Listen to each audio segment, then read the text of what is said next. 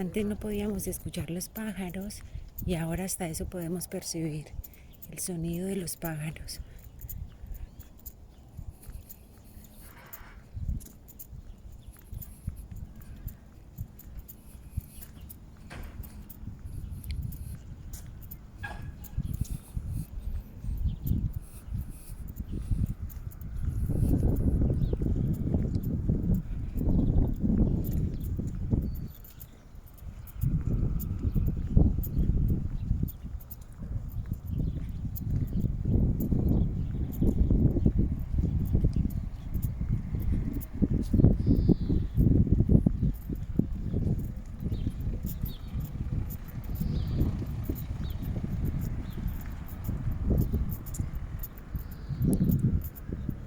Cuánto daño le ha hecho esto a la humanidad, pero cuánto bien le ha hecho a la Tierra y al planeta, a la naturaleza, a la fauna.